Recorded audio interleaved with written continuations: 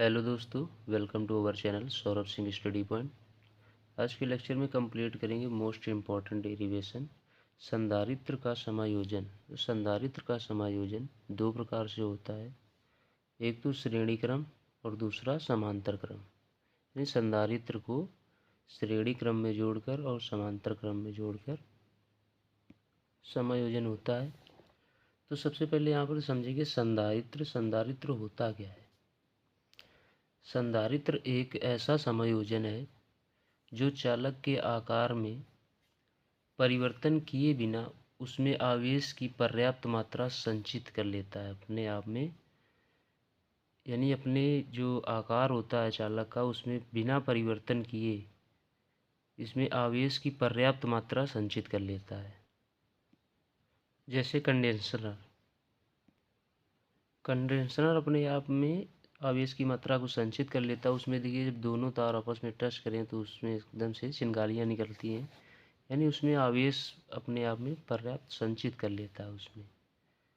तो यहाँ देखिए, सबसे पहले समझेंगे समांतर क्रम नहीं श्रेणी क्रम। तो संधारित्र को जब श्रेणी क्रम में जोड़ेंगे तब इसका क्या समायोजन निकलेगा। तो सबसे पहले देखिए श्रेणी क्रम। तो यहाँ तीन संधारित्र को श्रेणी क्रम में जोड़ लेंगे। ये एक संधारित्र हो गया, और ये दूसरा संधारित्र, और ये तीसरा संधारित्र। देखिए, इस पहले संधारित्र की पहली प्लेट को वैद्युत उपकरण से जोड़ देंगे।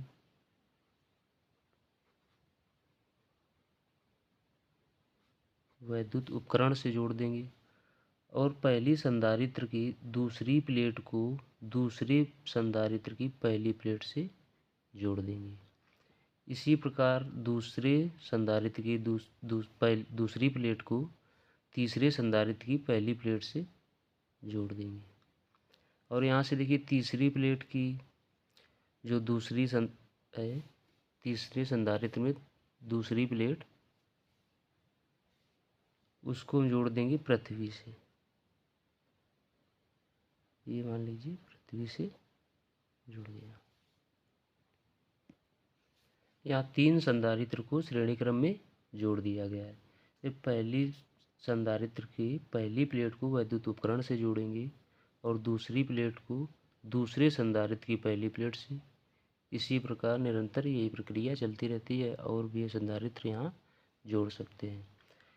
तो यहाँ देखिए, जो पहला संधारित्र है उसमें पहली प्लेट पर +Q आवेश है और दूसरी पर -Q। इसी प्रकार +Q और यहाँ -Q, ये +Q और ये -Q। और इसकी जो धारिता होगी वो पहली प्लेट की मान लीजिए C1 है और विभव V1। इसी प्रकार दूसरी प्लेट में तो यहाँ पर इसकी धारिता C2 हो जाएगी और विभव V2। इसी प्रकार तीसरी प्लेट में C3 और जो विभव है वो V3 हो जाएगा। जब इनको आपस में श्रेणी क्रम में जोड़ देंगे तो यहाँ पर इनका देखिए आवेश एक समान हो जाएगा, आवेश Q हो जाएगा। जो इनमें आवेश चार्ज होगा एक समान रहेगा, क्या आवेश Q रहेगा। तो यहाँ से देखिए इसका स्टेटमेंट कैसे लिखेंगे। तो यहाँ से देखिए लिखेंगे, माना कि तीन संधारित्र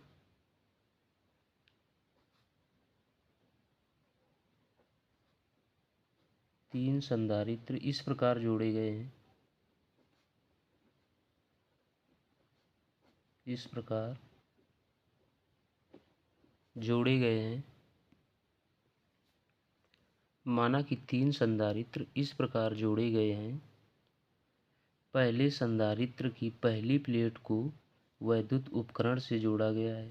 यहाँ देखिए, पहला जो संधारित्र है इसकी पहली प्लेट को वैद्युत उपकरण से जोड़ा गया है और दूसरी प्लेट को दूसरे संधारित्र की पहली प्लेट से जोड़ा गया है। ये देखिए, जो पहला संधारित्र है उसकी दूसरी प्लेट को दूसरे संधारित्र की पहली प्लेट से जोड़ दिया गया है।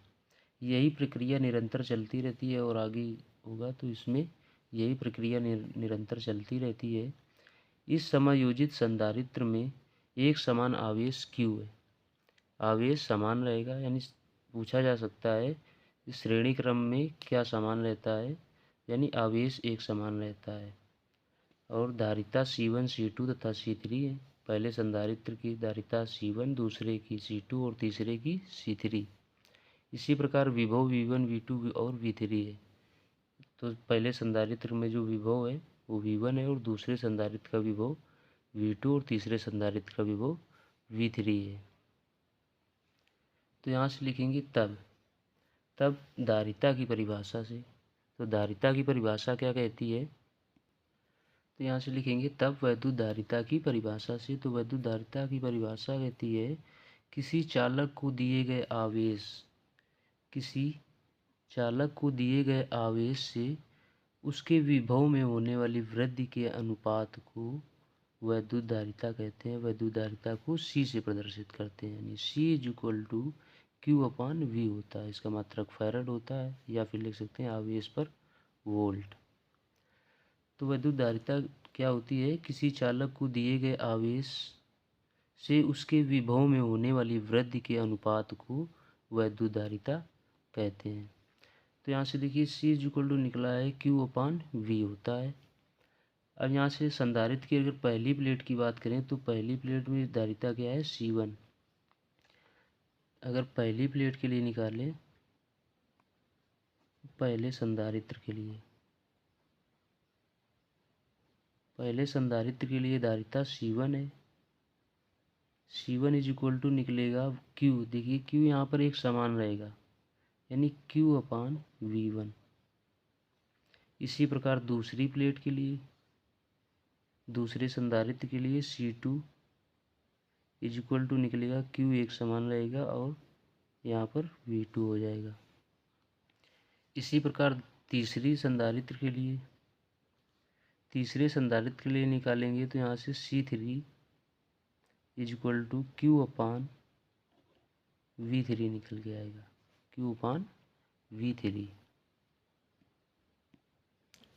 अब यहाँ से देखिए अगर इसी में हम विभव निकालें तो कितना निकल के आएगा, यानी V1 यहाँ से निकाल लें। V1 निकल के आएगा Q/C1। इसी प्रकार अगर यहाँ से V2 निकालेंगे तो ये निकल के आएगा Q/C2।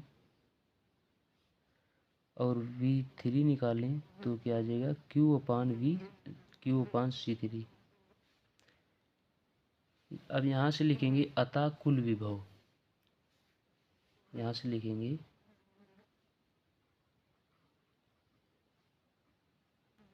अतः